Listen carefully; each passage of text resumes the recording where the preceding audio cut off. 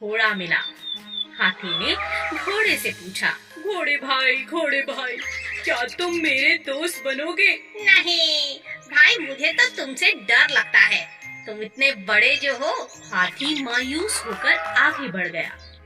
आगे जाकर उसने देखा खरगोश कहीं कुछ खा रहा है।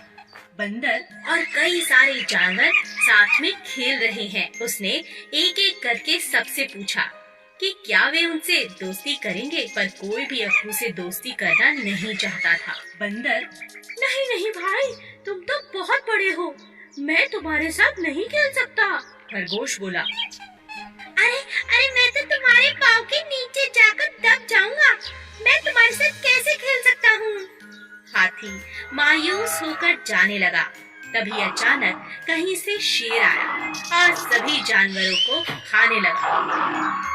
उसने किसी जानवर को नहीं छोड़ना था, एक एक करके सबको खाना था। सभी जानवर इधर उधर भागने लगे।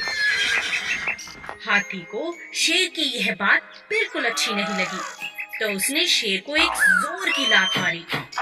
शेर वहां से भाग गया। इतने में सभी जानवर हाथी के पास आए। बंदर, हाथी, तुम तो बहुत सच्चे दोस्त हो, मैं तुम्हारा दोस्त बनूंगा। खरगोश बोला, तुमने तो हमारी जान बचा ली, मैं भी तुम्हारा दोस्त हूँ। यह सब सुनकर हाथी बहुत खुश हो गया और हाथी उनके साथ खूब खेलता, खूब मस्ती करता और उनका ध्यान भी रखता। चींटी और हाथी। रानी चींटी बहुत मेहनती थी। सभी चींटियां रानी चींटी की बात को मानती थीं। मिलजुल कर वे अपना घर बना रही थी। उसी जंगल में अप्पू नाम का एक हाथी भी रहता था, जो बहुत शैतान था। वह सभी जानवरों के साथ बहुत मस्ती करता था। जब चींटियों का घर बनकर तैयार हो गया, तब वे अपने लिए खाना जमा करने लगी। तुम लोग इतनी मेहनत क्यों करते हो? कितना थक जाते होंगे। मैं अपनी सूंड से तुम्हारे घर को कभी भी नष्ट कर सकता हूँ। ये मेरे बाएं हाथ का खेल है। ऐसा कहकर अप्पू ने अपनी सूंड में पानी भरना शुरू किया। कुछ पानी पिया और कुछ चींटियों पर डाला। रानी चींटी को बहुत बुरा लगा। उसने कहा, हम बहुत दिनों से इतनी मेहनत कर रहे हैं अप्पू, पानी डालकर हमारी मेहनत को बर्बाद मत करो। मैं जो चाहूँ कर सकता हूँ। तुम बहुत घमंडी हो अप्पू। हम सभी जानवरों को मिलजुल कर जंगल में रहना चाहिए। हम सब एक दूसरे के काम आ सकते हैं। तुम इतनी छोटी चींटी, तुम मेरी कोई मदद नहीं कर सकती। कुछ दिनों बाद जंगल में एक शिकारी आया। उसने अप्पू को पकड़ने के लिए जाल फैलाया और अप्पू उस जाल में फंस गया। तभी रानी चींटी की नजर शिकारी पर पड़ी। उसने अप्पू हाथी की जान बचाने की सोची। वह अप्पू के पास गई और बोली, अप्पू दोस्त, घबराओ नहीं, मेरा दोस्त चूहा तुम्हारा जाल काट देगा और इस शिकारी को तो मैं मजा चखाती हूँ। सभी चींटियां शिकारी के पास गईं और उसे जगह जगह काटने लगी। शिकारी दर्द से तिलमिला उठा और जंगल छोड़कर भाग गया। चूहे ने अप्पू का जाल काट दिया। अप्पू ने चींटियों से माफी मांगी और कहा, मुझे माफ कर दो चींटी रानी, हम सबको मिलजुल कर रहना चाहिए। आज से मैं भी तुम्हारा दोस्त हूँ। दो कौवे। एक जंगल में दो कौवे रहते थे। एक था कालू और दूसरे का नाम था भोलू। दोनों मिलजुल कर साथ साथ रहते थे, लेकिन उनमें से कालू बहुत चालाक और हट्टा कट्टा था और बेचारा भोलू जैसा नाम वैसा ही सीधा और सादा था। एक दिन कालू और भोलू में बहस हो गई। मैं तुमसे ज्यादा हट्टा कट्टा हूँ, इसलिए मैं तुमसे ताकतवर हूँ। नहीं, मैं तुमसे ज्यादा ताकतवर हूँ, क्योंकि मैं तुमसे उम्र में बड़ा हूँ और ज्यादा समझदार हूँ। दोनों अपनी अपनी बात पर अड़े रहे। कालू कहता है कि वह ताकतवर है और भोलू कहता है कि वो ताकतवर है। बस ये लड़ाई खत्म होने का नाम ही नहीं ले रही थी। तब दोनों अपने बीच में प्रतियोगिता रखते हैं। जो भी अपनी चोंच में एक थैली में कुछ भरकर जितना ज्यादा ऊपर उड़ेगा वो ही ताकतवर होगा। कालू बहुत चालाक था। उसने अपने थैले में रुई की गेंदें भर दी, लेकिन भोलू के थैले में नमक भर दिया, जिस बात का भोलू को पता ही नहीं चला। अब दोनों ने उड़ान भरनी शुरू की। देखते ही देखते कालू ऊपर की तरफ चला गया और बेचारा भोलू वजन के मारे ज्यादा देर तक ऊपर नहीं उड़ पाया। वह नीचे नीचे ही उड़ता रहा, क्योंकि उसकी थैली में ज्यादा वजन था। तभी अचानक बहुत तेज बारिश होने लगी। कालू बहुत परेशान हो गया, क्योंकि रुई की गेंदें बारिश के पानी की वजह से भारी हो गई थी, जिसकी वजह से उसका थैला भी भारी हो गया था। उसे उड़ने में बहुत परेशानी होने लगी।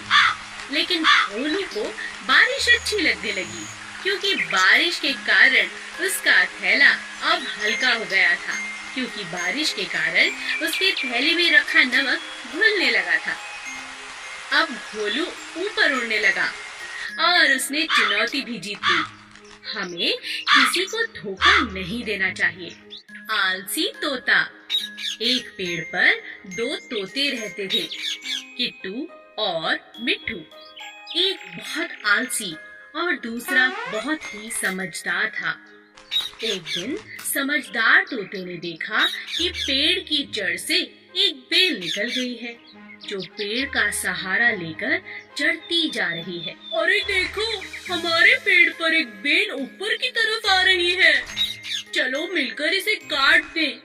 मुझे तुम्हारी सहायता चाहिए दोस्त। मैं अकेले इस बेल को नहीं काट सकता। आज तो मैं बहुत थका हुआ हूँ, हम कल काट लेंगे। ठीक है दोस्त, पर हम कल इसे जरूर काट लेंगे। अगले दिन फिर से तोते ने मिट्ठू को आवाज लगाई। मिट्ठू मिट्ठू देखो, बेल तो दिन प्रतिदिन लंबी होती जा रही है। आओ इसे काट दें। कहीं शिकारी आ गए तो इसके सहारे हमारे बच्चों तक पहुंच जाएंगे। तुम्हें इतनी जल्दी क्या है, कर लेंगे। मिट्ठू तुम बात को समझो, अभी तो बेल नाजुक है, मिलकर हम इसे काट सकते हैं। अगर ये सख्त हो गई तो इसे काटना बहुत मुश्किल होगा। ऐसा करते करते कई दिन निकल गए और बेल पक्की हो गई। तोता रोज मिट्ठू को आवाज लगाता, लेकिन मिट्ठू कोई न कोई बहाना बनाकर टाल देता। किट्टू तोता अपने बच्चों को लेकर दूसरे एक ऊंचे पेड़ पर जाने को मजबूर हो गया, क्योंकि उसे पता था कि मजबूत बेल के सहारे कभी भी शिकारी आकर उसके बच्चे ले जा सकते हैं। मिट्टू, मैं अपने बच्चों के साथ दूसरे एक ऊंचे पेड़ पर रहने जा रहा हूँ। क्या तुम भी चलोगे? यहाँ रहना सुरक्षित नहीं है। मिट्ठू तोता आलसी होने की वजह से हर काम कल पर टालता रहा। इसी तरह एक दिन जब शिकारियों की नजर मिट्ठू के बच्चों पर पड़ी, तो उन्होंने मजबूत बेल पर चढ़कर मिट्ठू के बच्चों को उठा लिया। अंत में मिट्ठू को अपने आलसीपन के कारण बहुत पछताना पड़ा। एक घने जंगल में एक पेड़ पर कालू कौवा अपना घोंसला बनाकर रहता था। उसी पेड़ के नीचे एक सांप का बिल था। एक दिन कालू जब भोजन की तलाश में गया, तो पीछे से सांप ने उसके अंडों को खा लिया। जब कौवा वापस अपने घोंसले में आया, तो अपने बच्चों को ना पाकर बहुत उदास हो गया। कौवे को सांप पर शक भी हुआ और उसने फिर सांप से पूछा, भाई साहब, क्या तुमने किसी को मेरे घोंसले की तरफ आते देखा? किसी ने मेरे अंडों को खा लिया है? नहीं नहीं, मैंने किसी को नहीं देखा। मुझे नहीं पता तुम्हारे अंडे किसने खाए। कुछ समय बाद फिर से ऐसा ही हुआ, पर इस बार कौवे ने सांप को अपने अंडे खाते हुए पकड़ लिया। अच्छा, अब समझ आया, तुम ही मेरे अंडों को खा जाते हो। मुझे तुम पर पहले ही शक था। तुम्हारी इतनी हिम्मत कैसे हुई? मेरे अंडों को खा गए। मुझे भूख लगी थी, इसीलिए मैंने तुम्हारे अंडों को खा लिया। तुम मेरा कुछ नहीं बिगाड़ सकते। इतना कहकर सांप अपने बिल में चला गया। कालू बहुत उदास हो गया और उसने सांप से बदला लेने की सोची। फिर वह उड़ता हुआ राजा के महल की तरफ चला गया। तभी उसकी नजर महारानी पर पड़ी, जो तालाब में स्नान कर रही थी। महारानी के कीमती जेवर तालाब के किनारे पड़े थे, जिनकी निगरानी उनके सिपाही कर रहे थे। कालू कौवे को एक उपाय सूझा। वह एक लंबा सा हार अपनी चोंच में फंसाकर उड़ने लगा। सभी सैनिक कौवे का पीछा करने लगे। कालू ने चालाकी से उस हार को सांप के बिल में डाल दिया। जब सैनिकों ने बिल में डंडा मारा, तब बाहर निकला सांप, जिसके गले में महारानी का हार था। सैनिकों ने पीट पीट कर सांप को जान से मार दिया और हार ले लिया। इसी तरह कालू कौवे ने सांप से अपना बदला ले लिया। एक जंगल में एक बहुत ही खतरनाक शेर रहता था।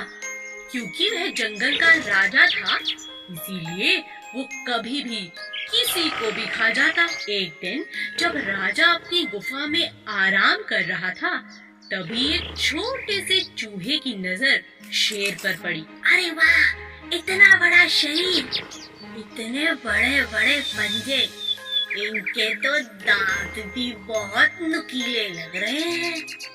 शेर राजा जी का तो कोई मुकाबला नहीं कर सकता। तभी सब जानवर इनसे इतना डरते हैं। चलो गुफा में अंदर चल के देखता हूँ। जैसे ही चूहा शेर के पास पहुंचा, अचानक शेर की आंख खुल गई और उसने चूहे को दबोच लिया। अरे वाह, आज तो भोजन खुद चलकर मेरे पास आ गया। मजा आ गया। मुझे माफ कर दो राजा जी, मैं तो गलती से आपके पास आ गया। मुझे खाकर तो आपकी भूख भी नहीं मिटेगी। हो सकता है मैं आपके कभी काम भी आ जाऊं। चूहे की यह बात सुनकर राजा के मन में दया आ गई और उसने कहा, ठीक है, वैसे भी मेरा पेट आज बहुत भरा हुआ है। जाओ, मैं आज तुम्हें छोड़ता हूँ, लेकिन दोबारा ऐसी गलती मत करना। और इस तरह चूहे की राजा ने जान बख्श दी। एक दिन राजा शेर भोजन की तलाश में नदी किनारे पहुंचा।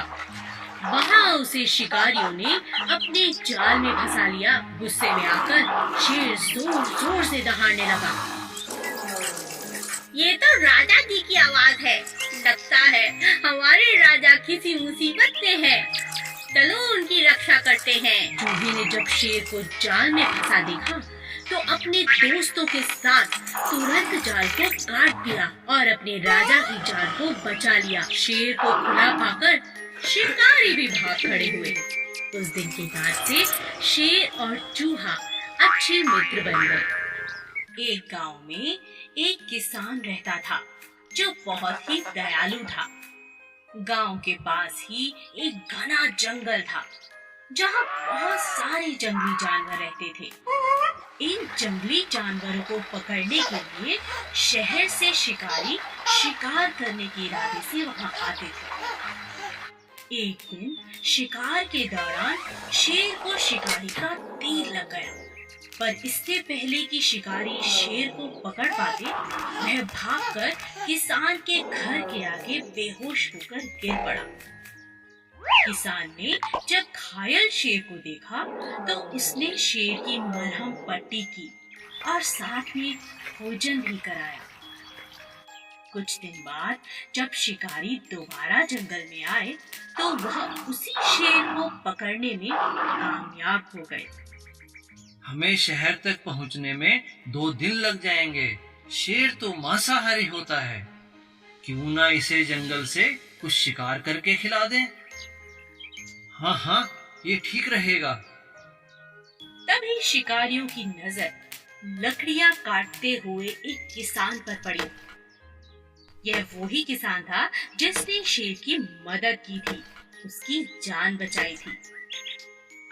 शिकारी ने जबरदस्ती किसान को पकड़ा और शेर के पिंजरे में डाल दिया। सुनो शेर, अब यही तुम्हारा भोजन है, इसे खाओ। शेर बहुत गुस्से में था और भूखा भी, लेकिन जैसे ही वह किसान के पास पहुंचा, उसने किसान को पहचान लिया और उसे चाटने लगा। एक इंसान और जानवर की ऐसी अद्भुत दोस्ती देखकर शिकारी हैरान रह गए और उन्होंने उन दोनों को आजाद कर दिया। अच्छे कर्म का फल हमेशा अच्छा होता है।